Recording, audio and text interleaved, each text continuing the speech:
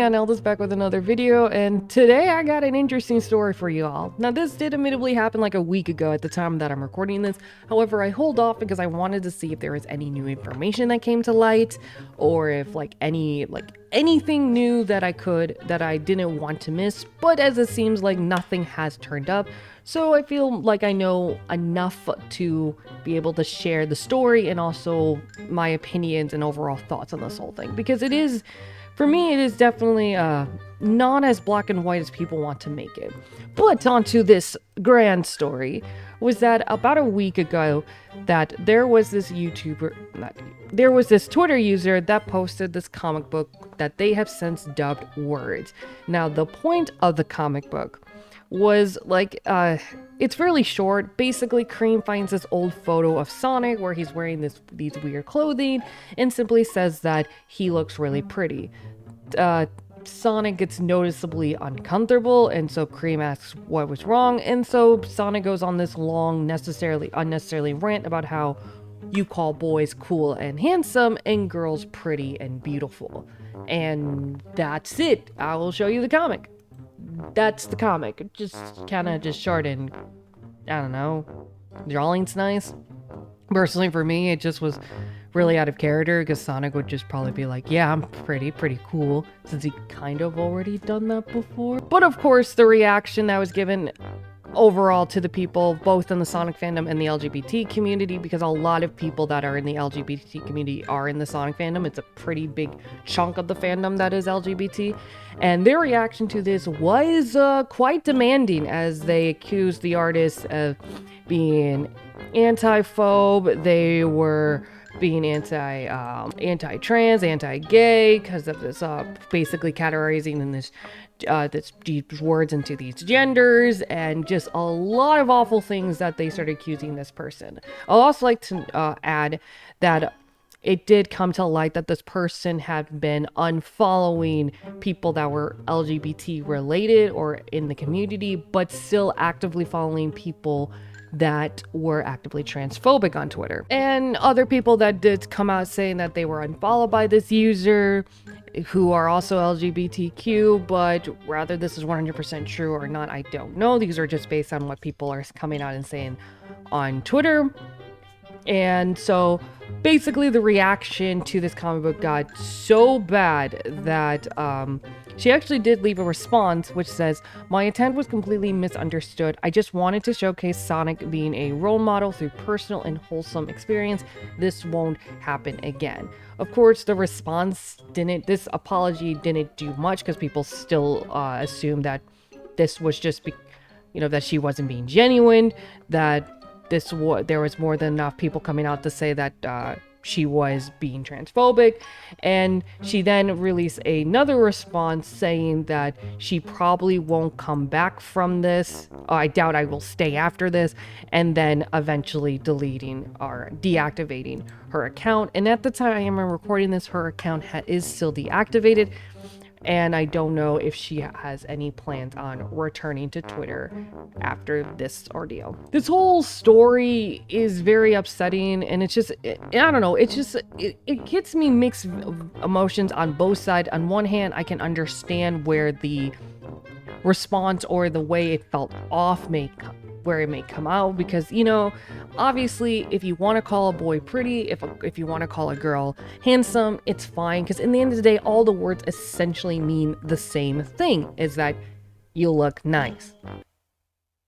What's wrong there, kitties? Yeah, I know, I hate drama too. It's stupid. But also, I think that a part of me can't help but at the reaction that people are having, because all this comic book basically is just that a person like Sonic having a preference of being called cool rather than being pretty. And I don't know, it's just, to me, my biggest thing with the comic book was that it's just very out of character. Sonic really wouldn't care unless people would make fun of him for being pretty, but he wouldn't do that to Cream, because Cream is a kid and he actually, he cares about her. But, that's just more or less, my thoughts on the actual comic book. But if this person actually has done, anti-phobic and trans things, then yeah, I can understand the frustration. This comic book just obviously trying to display a negative message through a positive character who probably would not give a fuck about if you're gay or not, like, just saying. But it did astound me just how quickly people were to jump on this hate bandwagon without actually knowing 100% for sure if this person was anti, if they were transphobic or, homophobic. Because even now, a week later, and me trying to look into, like, everything that have been done, the only thing I've been able to gather is they supposedly unfollowed people LGBT related and then made this comic book and following someone that was anti-transphobic. But because they unfortunately deactivated their account, I've not been able to see any previous tweets that they made or who they followed before this ordeal or after this ordeal or anything like this, because they deactivated their account. So I cannot confirm nor deny if they actually did this or not. All I can get is just people that said that they were unfollow.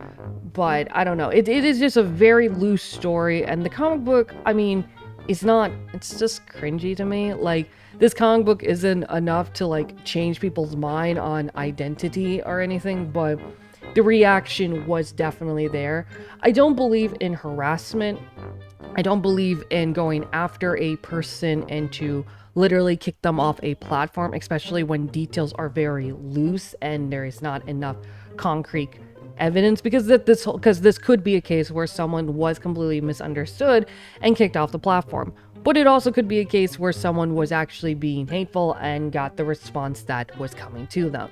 I just don't know entirely, because there is not enough information out there given to prove one way or another. And that's the issue when it comes to these incidents, is just jumping too quick to conclusions without trying to find out what is really there. This all comes down to, and I mentioned this in a few videos, is that when we project too much of our own headcanons and our own preferences into these fandoms, and we take them way too seriously, that causes a response such as this. Now, not everyone, I'm gonna say, was harassing this user, but a lot of them were, and clearly it got so bad that this person left the platform, and at the time that I'm recording this, has not since returned. And I'm not even for sure if this person had it coming or not, because there isn't really enough to go on for me to be like, okay, yeah, this person is trans or anti-trans, or this person was just misunderstood. It's not like, because I know I made a video about, a Sans tail shipper that I brought concerns about and criticized about their post, and their mindset might be outside of Twitter. But the difference with that is that they have an entire account to go based on with such concerning, sickening, and just downright just pornographic posts of Tails, who is a kid, and they showed enough to make an actual opinion that, okay, this person might be an actual creep. It isn't the case here where it's just this weird, cute, cringy comic that just has this weird take and not really anything else to go on that this person could be anti-gay or not. Because once again, everything is just hearsay at this point. The only thing we actually know, or I can actually state, is this comic book. And the comic book isn't really that awful. It's just cringy. That's all I can say about the actual comic book. But also, as a side note, I like to note that everyone does have preferences. And this, I can't believe I'm stupid that I'm talking about this about a character. But if it's, yes, at the end of the day, anyone can be called anything they want. At the end of the day, it's not bad if a boy is called pretty and a girl is called handsome. However, people can have preferences. If a boy does not want to be called pretty and wants to be called handsome and cool, and a girl doesn't want to be called handsome and rather be called beautiful, that's okay too. It is a two-way street, and I do feel like that maybe I hate that I feel like I have to say this, but I just feel like that people might forget that you can have preferences of what you want to be called, clearly, because we have people that want to be non-binary and go by they and them.